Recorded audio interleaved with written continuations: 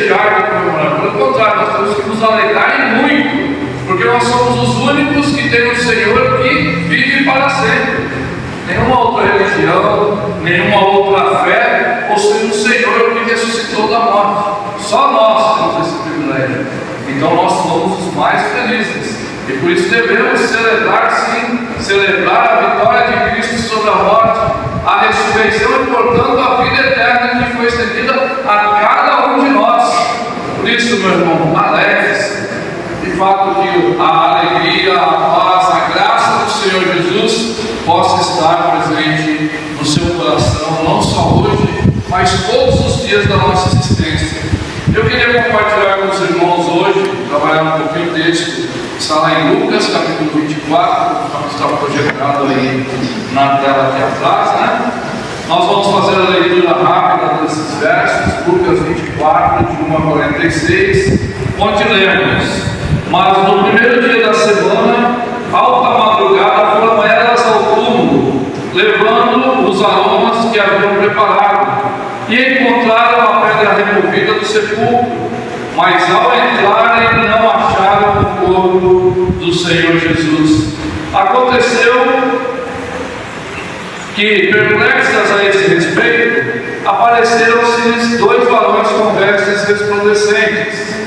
Estando elas possuídas de temor, baixando os olhos para o chão, eles lhes falaram: por que buscais entre os mortos ao que vive? Ele não está aqui, mas ressuscitou. Lembrai-vos de como nos preveniu, estando ainda na Galiléia, quando disse: importa que o Filho do Homem seja entregue nas mãos de pecadores, e seja crucificado, e ressuscite ao terceiro dia.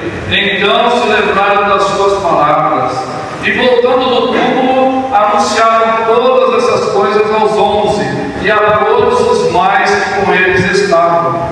Eram Maria Madalena, Joana, Maria mãe de Tiago, e também as demais que estavam com elas confirmaram estas coisas aos apóstolos. Tais palavras lhes pareciam como delírio, e não acreditaram nelas. Pedro, porém, levantando-se, correu ao sepulcro, e, abaixando-se, nada mais viu, senão os lençóis de linho. E retirou-se para casa, maravilhado do que havia acontecido. Naquele mesmo dia, dois deles estavam de caminho para uma aldeia chamada Emaús, distante de Jerusalém 60 estádios, e iam conversando a respeito de todas as coisas sucedidas. Aconteceu que, enquanto conversavam e discutiam, o próprio Jesus se aproximou e ia com eles. Os seus olhos, porém, estavam como que impedidos de o reconhecer. Então lhes perguntou Jesus: que é isso que vos preocupa? E de que ides tratando a medida em que caminhais? E eles pararam entristecidos. Um, porém, chamado Cleopas, respondeu dizendo: és o único, porventura, que tendo estado em Jerusalém, ignora as ocorrências destes últimos dias? Ele lhes perguntou: quais? E explicaram o que aconteceu a Jesus o Nazareno, que era varão profeta, poderoso em obras e palavras, diante de Deus e de todo o povo, e como os principais sacerdotes e as nossas autoridades o entregaram para ser condenado à morte e crucificaram. Ora, nós esperávamos que fosse ele quem havia de redimir a Israel, mas depois de tudo isso, é já o terceiro dia desde que tais coisas sucederam. É verdade também que algumas mulheres das que conosco estavam nos surpreenderam, tendo ido de madrugada ao túmulo, e não achando o corpo de Jesus, voltaram dizendo terem tido uma visão de anjos, os quais afirmam que ele vive. De fato, alguns dos nossos foram ao sepulcro e verificaram a exatidão do que disseram as mulheres, mas não o viram. Então lhes disse Jesus: honestos e tardios de coração para crer tudo o que os profetas disseram. Porventura, não convinha que o Cristo padecesse e entrasse na sua glória? E começando por Moisés, discorrendo por todos os profetas,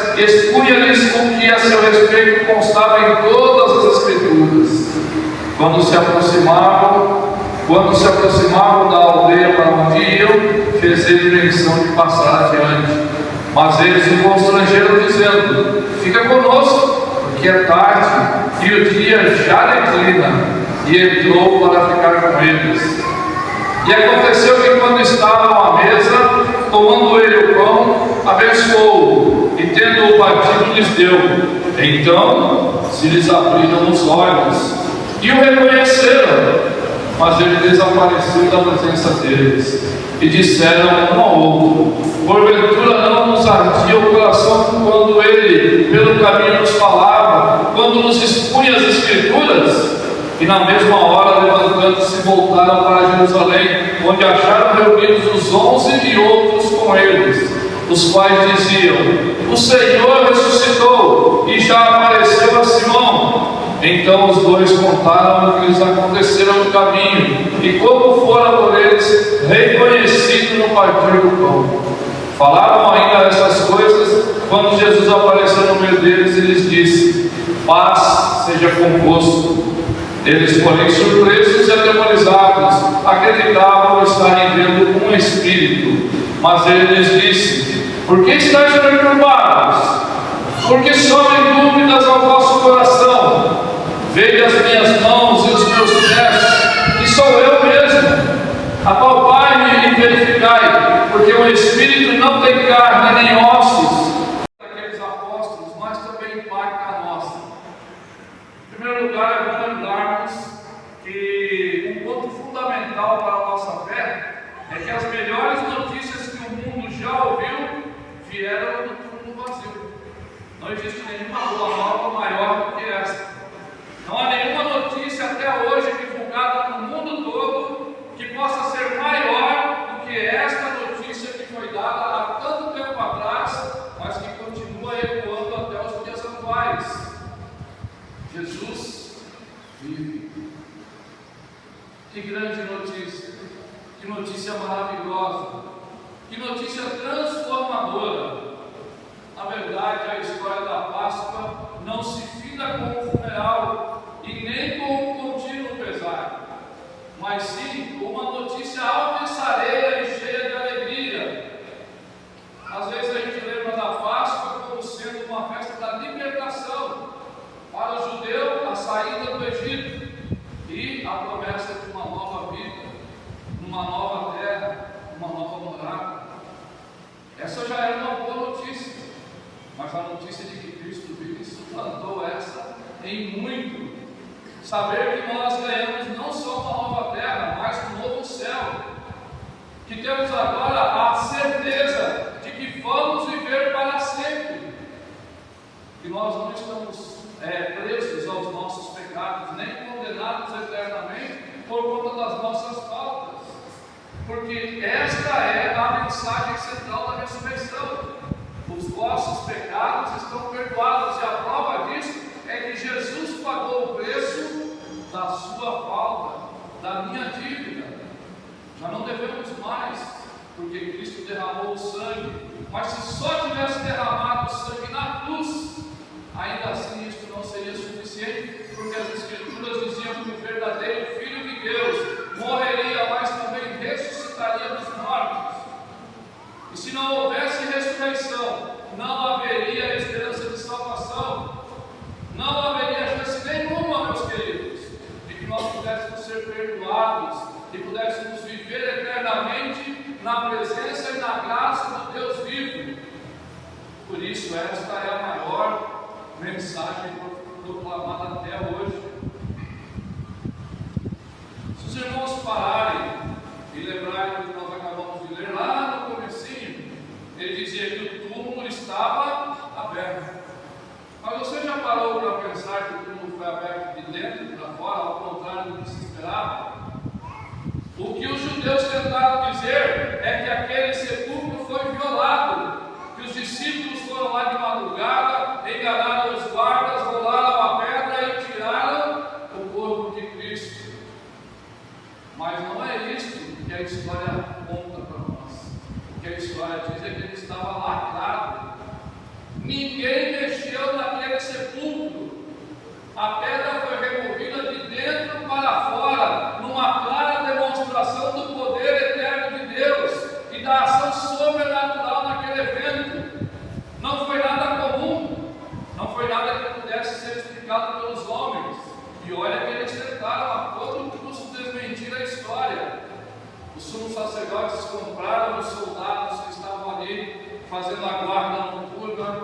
os sumos sacerdotes tentaram espalhar a notícia de que Cristo havia sido escondido, que o corpo dele havia sido subtraído e colocado em outro lugar. Até mesmo conta a história que alguns desses sacerdotes diziam que as mulheres tinham ido no túmulo errado, e por isso elas chegaram no túmulo que estava vazio, porque aquele não era o túmulo onde Cristo foi sepultado.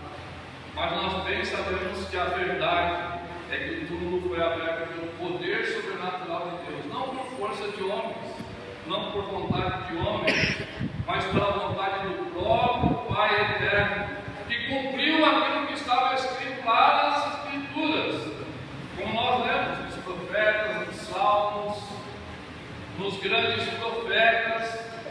O Cristo está vivo.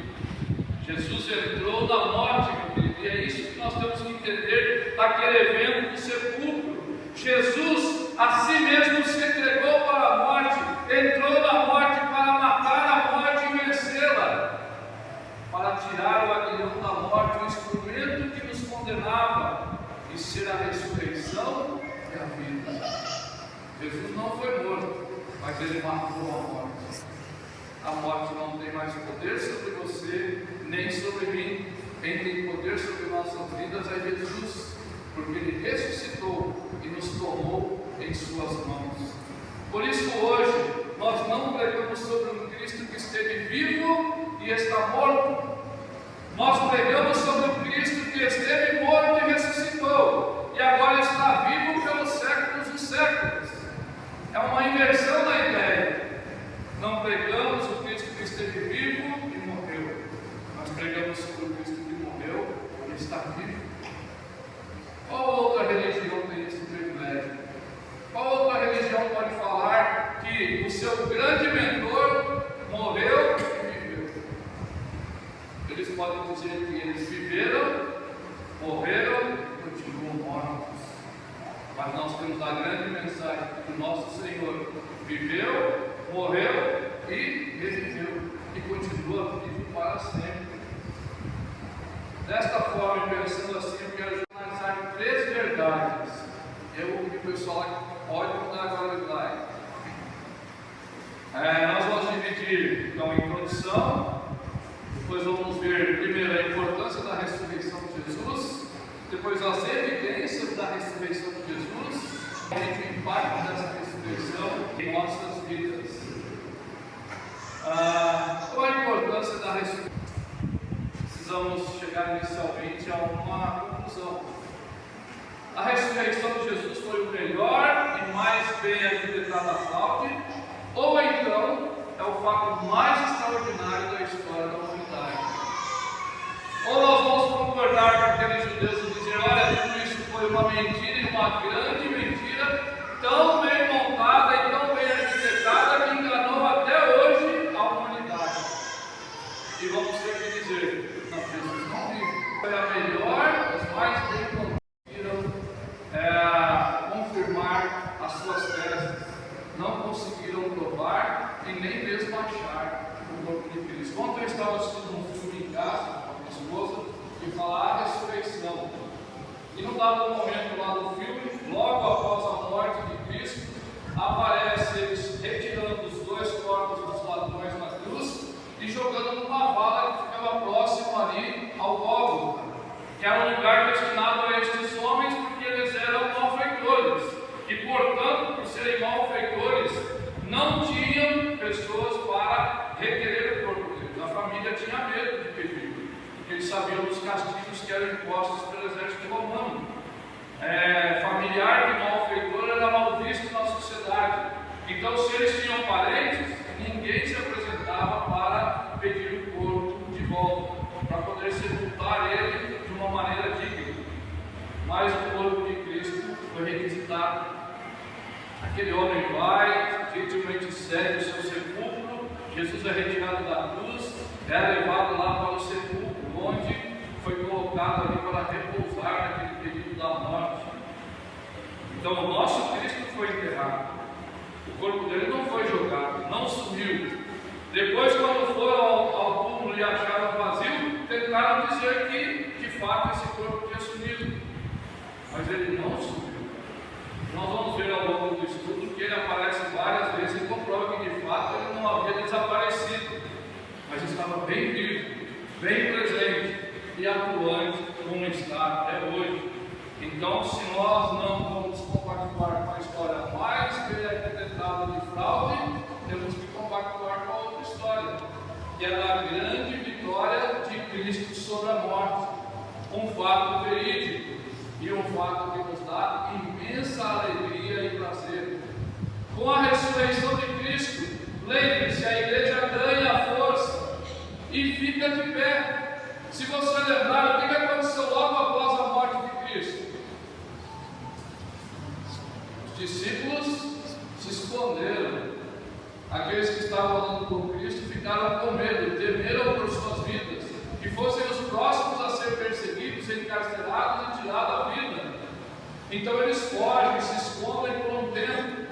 Certamente nesse período a igreja também ficou balançada, porque a pergunta era: poxa, mas nós cremos e buscamos um Cristo no qual nós tínhamos certeza que ia nos dar o quê? Libertação do jugo dos romanos.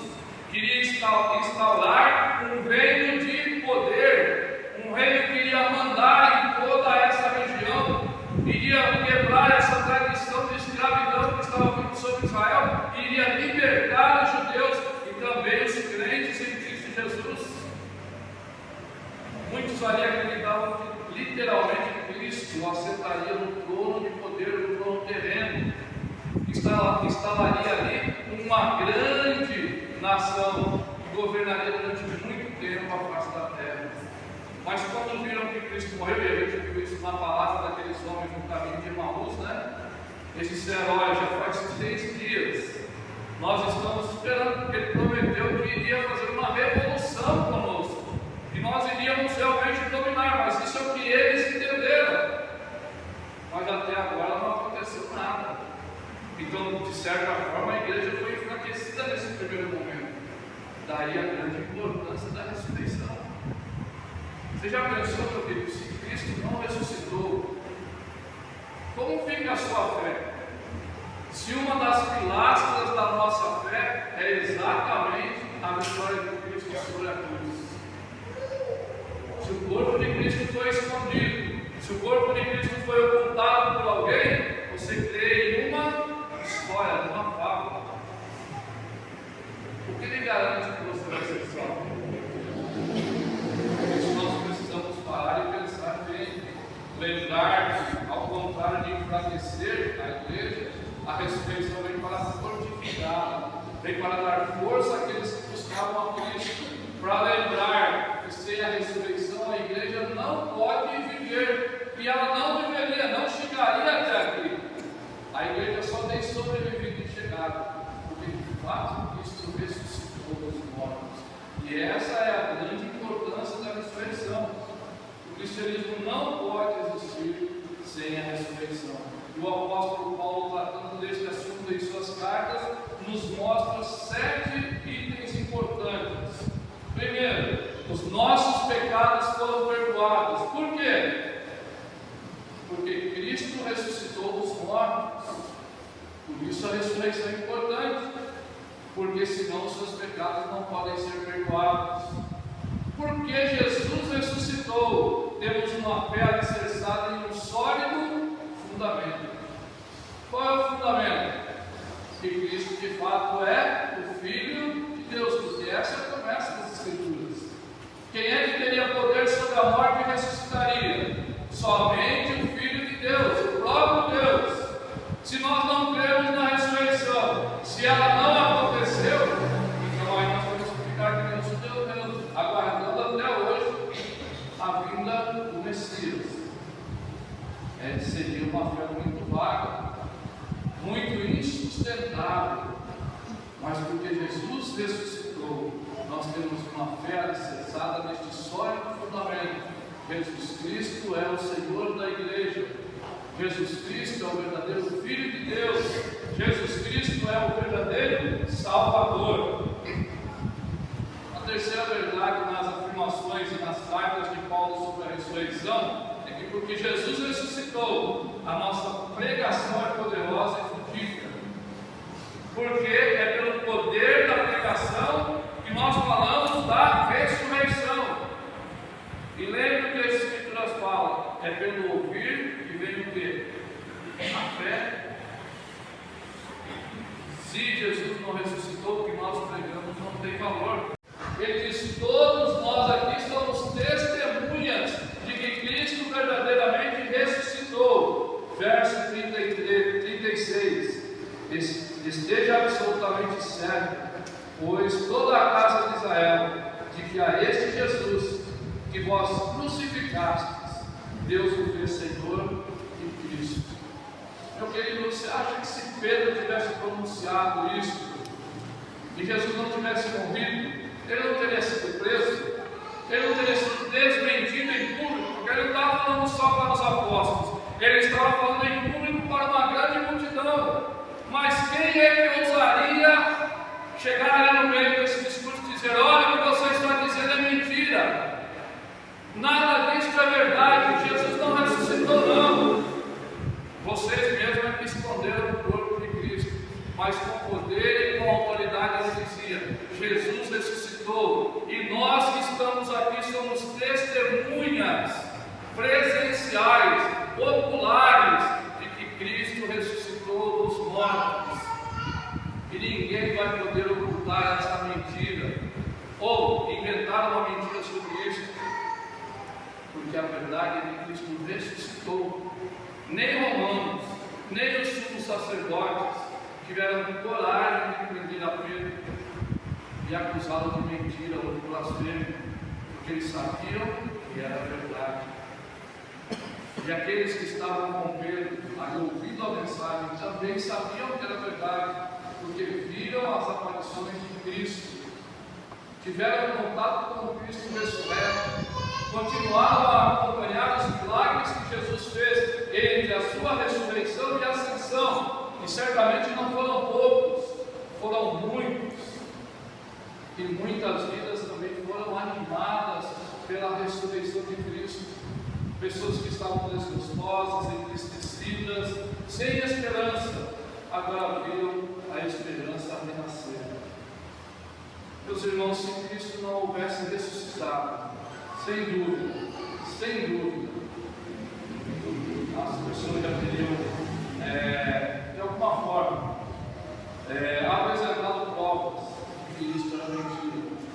Teriam já aniquilado o cristianismo sem dó, sem piedade, e negado veemente a pregação de Paulo, a pregação de Pedro, a pregação dos apóstolos. Então nós não podemos negar, não podemos dizer: não há provas, há muitas provas sobre a ressurreição de Cristo, e amém por isso, ainda bem que existe.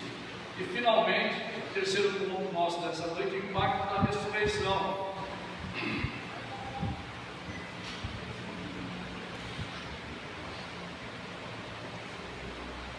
Vamos analisar esse terceiro ponto. Voltemos lá em Lucas 24. Vamos ler o verso 13 a 16. Lucas 24, vamos ler os versos 13 a 16. Naquele mesmo dia, 2 dos discípulos estavam a caminho de ir a uma aldeia chamada Emaús, distante de Jerusalém 60 estádios. Iam conversando a respeito de todas as coisas sucedidas. E aconteceu que, enquanto conversavam e discutiam, o próprio Jesus se aproximou e ia com eles.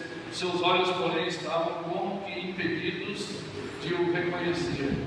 O texto diz que Jesus se aproximou dos 2 discípulos, que Jesus caminhou ao lado deles, mas que eles não conseguiram discernir que era Jesus.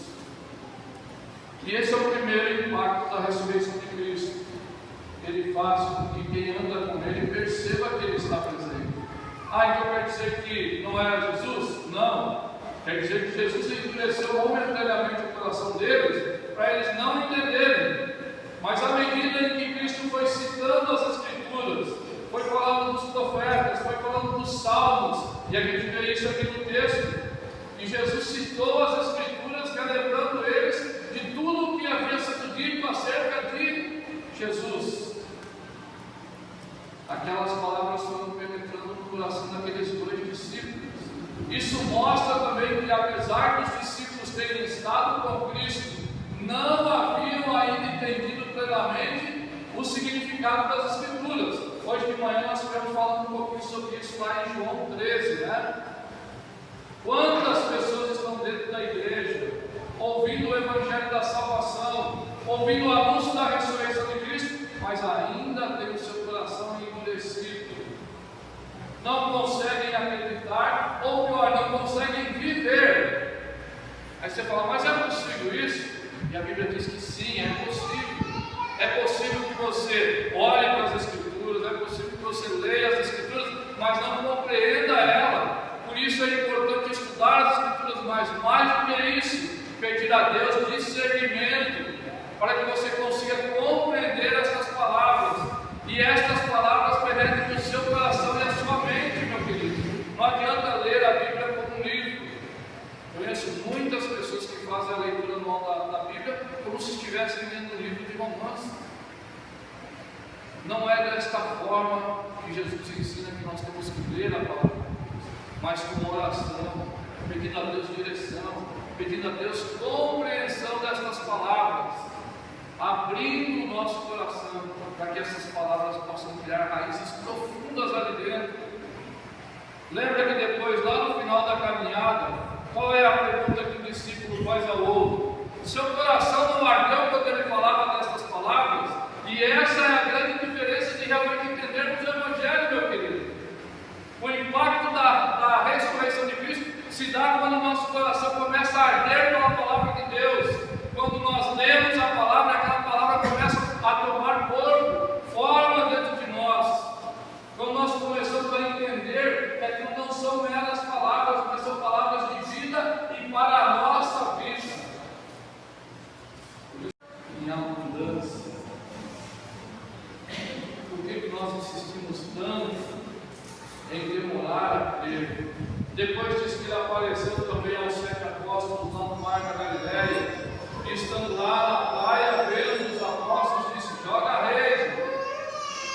O que aconteceu com vocês? Ficamos a noite inteira, nós não conseguimos pescar nada. Então joga a rede do lado direito ainda. E é interessante porque a fala de Cristo foi importante, porque eles já haviam jogado daquele lado várias vezes, mas não conseguiram pegar nada. Então Jesus faz mais um teste aí com a fé deles.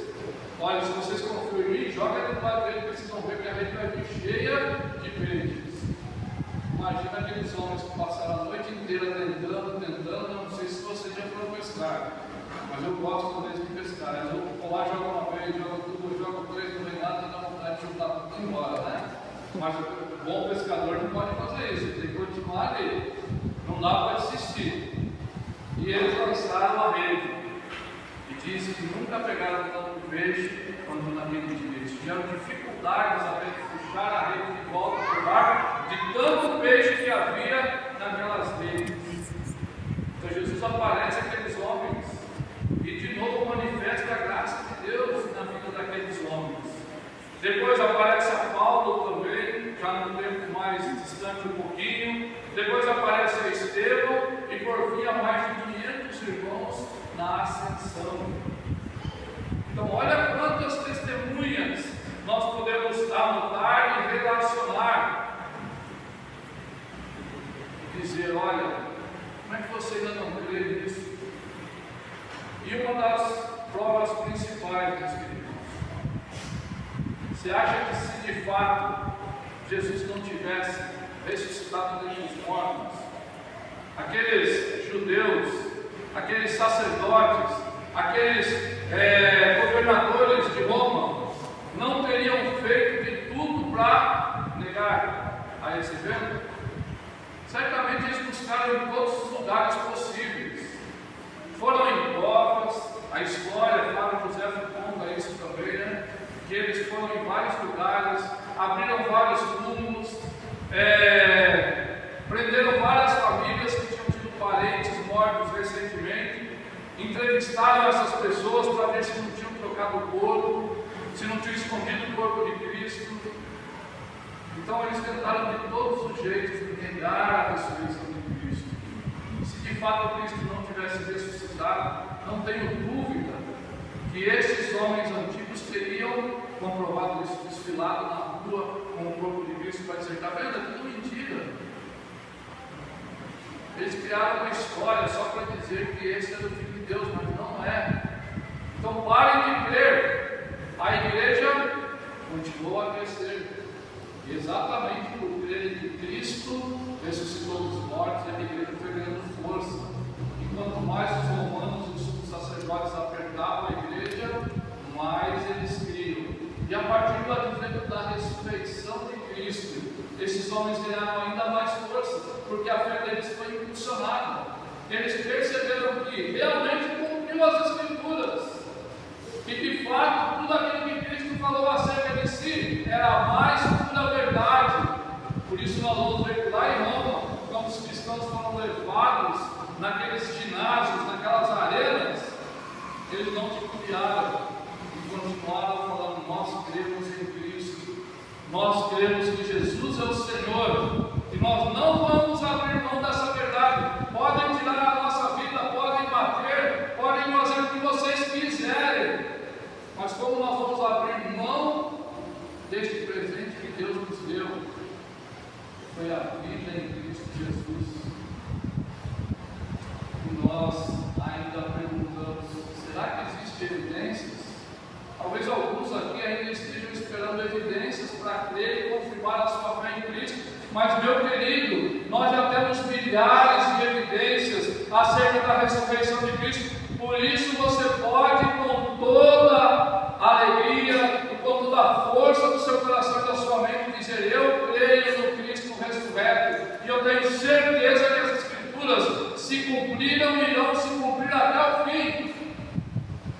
Por isso eu posso esperar tranquilamente a volta de Cristo, certo que quando esse dia chegar, nós estaremos com Ele nas mansões celestes, habitando para todo sempre como Deus Criador, glorificando o seu nome e celebrando a vitória eterna daquele que foi o único que venceu a morte, o único que recebeu de Deus o poder de dominar a morte e requerer inclusive a sua vida e a minha, porque Ele é o Deus da vida e não o Deus que está morto. Se estas aparições ainda não são suficientes, abra sua Bíblia lá em Atos, capítulo 2, e vamos ler rapidamente. Atos dos Apóstolos, capítulo 2, verso 22 a 36. Nós não vamos ler todo o texto, né, porque estou de tempo, mas eu peço aos irmãos que depois em casa, com calma, deem uma lida. Atos, capítulo 2, do verso 22 a 36. Mas eu quero destacar o verso 22 que diz: varões israelitas, atendei a estas palavras. Quem está falando isso? Se você voltar um pouquinho, vai ver que é o discurso de Pedro. Quem era Pedro mesmo? Um apóstolo. Mas lembre que quando Cristo foi preso, ele não perdeu tempo em dizer: não conheço esse nome. Quem é esse que está sendo levado preso? Não sei, não tenho contato nenhum com ele, nunca ouvi. Alguns dizem que eu andava com ele, mas não é verdade. Ele nega a Cristo 3 vezes em cumprimento ao que estava lá na Escritura também. Não tinha sido inundado por alegria. Você vai falar: mas como é que eles iam estar alegres se Cristo morreu? Eles deveriam estar alegres, porque eles deveriam conhecer as Escrituras. O que é que as Escrituras diziam acerca de Cristo? Que ele morreria, mas ao terceiro dia ele ressuscitaria. E os próprios discípulos falam isso. Mas já faz 3 dias que isso aconteceu. É claro, as Escrituras disseram que realmente levaria 3 dias. Não foi diferente do que estava dito lá pelos profetas. Nada diferente do que estava escrito lá nos Salmos de Davi. Nada diferente do que estava escrito em todo o Velho Testamento. Mas, infelizmente, o que entrou no coração daqueles homens até aquele momento era tristeza. Eles estavam tristes. Pior do que isso, quando a gente vai lá adiante, lá no verso 40 em diante, quando Jesus se apresenta no meio daqueles homens, o que eles acharam que era?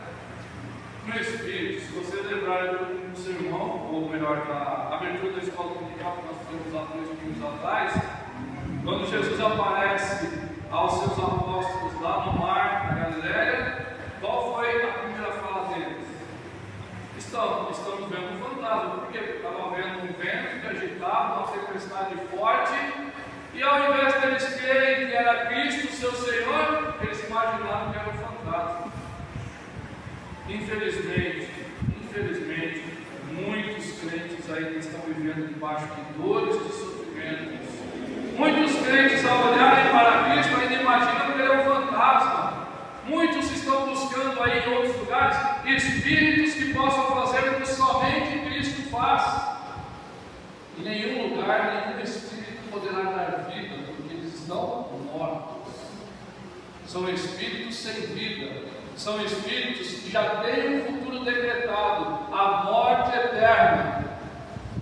Tem poder? Tem poder, porque a Bíblia fala que essas almas, que a gente chama de penadas, são almas que estão a favor ou trabalhando em favor de demônios.